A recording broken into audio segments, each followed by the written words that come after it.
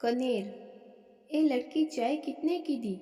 ये रोबदार सब सुनते ही सर झुकाए हुए चाय बना रही उस लड़की ने जैसे ही अपना चेहरा ऊपर उठाया तो पाया काले पठानी सूट में एक युवा खड़ा था। चौड़ा माथा, नीली आंखें, लंबा कद और पीठ पर बैकपैक लटकाए। उसकी आवाज़ बड़ी सर्द थी। लड़के का उसका मासूम चेहरा देखकर गुस्सेल स्वर ठंडा पड़ने लगा, पर लड़की का दिमाग गर्म हो गया और अब उसके गुलाब से होठ खुलने को आतुर हुए तो आगंतुक का मुंह खुला का खुला रह गया और वह अपनी पलकें झपकाना ही भूल गया। पुराने कश्मीरी फेरन में लिपटी उस लड़की के चेहरे में कुछ तो बात थी। उसका चंपई रंग जैसे दूध में केसर घुला हो और बड़ी बड़ी आंखें बिन कहे बहुत कुछ बोल जाती। ए लड़की, कुछ नाम भी है मेरा। ठीक से बात नहीं कर सकते तुम? वो तुनक कर बोली। 10 रुपए से लेकर 25 तक की है, पर ये बताओ तुम्हें तमीज़ नहीं बात करने की? अरे चाय खरीद रहे हो तो मेरी भी लागत लग रही है, कोई मुफ्त में नहीं ले रही पैसे तुम्हारे। कनेर, ये क्या करती तुम? ग्राहक खुदा के माफिक होता है। अंदर से आती आवाज़ से उसकी सोच पर विराम लग गया।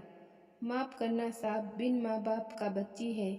उस बुजुर्ग रहमत बाबा ने दोनों हाथ जोड़ दिए और आफताब उसकी लकड़ी की दुकान से चाय पीकर साथियों को लेकर घने जंगल में लंबे डग भरते हुए गुम हो गया। पर वो जंगल के साथ कनेर में भी गुम हो गया था। धीरे धीरे अब वह अपने साथियों के साथ उधर चाय पीने आने लगा। आए दिन होने वाली मुलाकातों और उसके अच्छे व्यवहार के सामने अकड़ू कनेर के तेवर भी नरम पड़ने लगे। अब लकड़ी की बेंच पर लड़कों का झुंड चाय पीते पीते रहमत बाबा से थोड़ा खुलने लगा था। बाबा, ये लड़की आपकी बेटी है? आफताब ने फुसफुसा कर पूछा। रहमत, आए लाल ओए लाले की दी जान, बेटी से बढ़कर ये मेरे जिगरी यार की अमानत है। इसका बाप मेरा बड़ा जिगरी यार था, फौजी था। मेरा यार फौजी? आफताब था का क्या मतलब है चाचा? अब नहीं है। लड़ाई में घायल हुआ और ऊपर वाले को प्यारा हो गया। उसकी वर्दी आई थी घर, और ये कनेर इसकी माँ की गोद में महीने भर की ही थी। ये खबर सुनकर वो सदमे में आ गई और चल बसी। बस आखिरी बखत में जिम्मेदारी दे गई इसकी।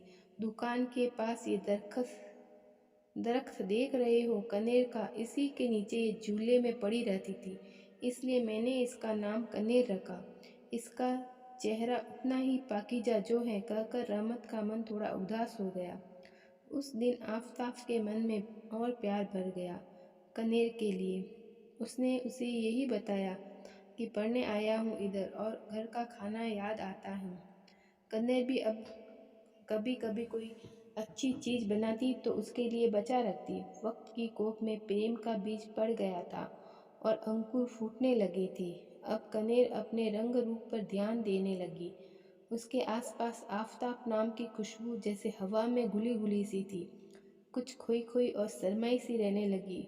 वो कभी तुनक मिजाज समझी जाने वाली लड़की। आफताब भी बाहर आ जाता तो अपना सामान उसके पास रख जाता। हाँ, इस बार जाने से पहले एक अंगूठी भी लाया था और रहमत बाबा को देकर बोला, कुछ दिनों के लिए जा रहा हूँ, वापस आते ही इसे पहना कर शादी करूँगा। ये मेरे माँ की है, जल्द ही कने मेरी सरीके हयात बनेगी। रहमत को भी इस रिश्ते से कोई ऐतराज न था।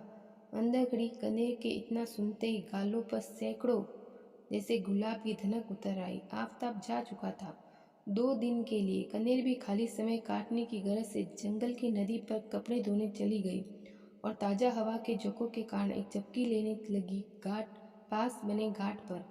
इतने में एक जानी पहचानी आवाज़ कान के पर्दे से टकराई।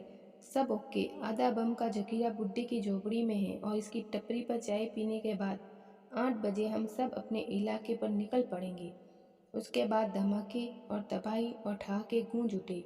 वीरानी में उफ, कनेर के पैरों में जान न थी। खुशहाल जिंदगी, बच्चे, क्या कुछ नहीं चाहती थी वो जिंदगी से। उसकी हाँ बाकी थी बस। वो मरे मरे कदमों से लौट आई। रात भर दुविधा में झूलती रही। एक तरफ प्यार था और दूसरी तरफ फर्ज। सुबह उसने अपने टीन के बक्से को खोला। इकलौती तस्वीर माँ बाप की देखी और फौजी की वर्दियों पर उंगलियों को फिराया। बोली, मेरे बाबा, मेरे कर्म काले हैं, परछाई ही काली ही होती हैं। बाबा, पर चिंता मत करो, इस बार मेरा कद काया से बड़ा निकलेगा।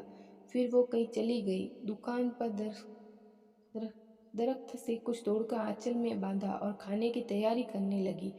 दोपहर तक आफताब अपनी टोली के साथ हाजिर हो गया। रहमत बाबा ने कहा, बेटा, मेरी जिंदगी का कोई भरोसा नहीं, चाहो तो खाना खाकर आज ही सगाई पक्की कर लो। आफताब ने भी हाँ कह दिया। फर्श पर दस्तरखान बिछा था। शरमाई सी कन्हैया ने पहला मिठाई का टुकड़ा आफताब के मुंह में दिया। रहमत ने उसके दोस्तों के और कुछ मिनटों में ही उन सबका मुंह कड़वा होकर सिर चकराने लगा और धीरे धीरे गिरने लगे। दम तोड़ते आफताब ने पूछा, ये क्या? कन्हैया ने कहा कि कनेर के फूल देवता पर चढ़ते हैं, पर उसके बीज जहरीले भी होते हैं और जानलेवा भी। मेरा नाम कनेर है। तुम देश के दुश्मन को कैसे जाने दूँ बाबू? बाबू, आफताब फटी फटी आंखों से उसे देखते हुए गिर पड़ा। पास छुपी हुई पुलिस से सबको अपने कब्जे में ले लिया और अस्पताल भेज दिया। थोड़ी देर से रहमत की झोपड़ी विस्फोटों से दहल उठी। आफताब बस तो गया, पर अपंग हो गया था। उसे उम्र कैद की सजा हुई। उसके कुछ साथी खत्म हो गए। इंस्पेक्टर साहब ने कनेर की सिफारिश की इनाम के लिए, और उस फौजी की परछाई ने कहा, मुझे भी उम्र कैद मिले, और आफताब के पास खड़ी हो गई।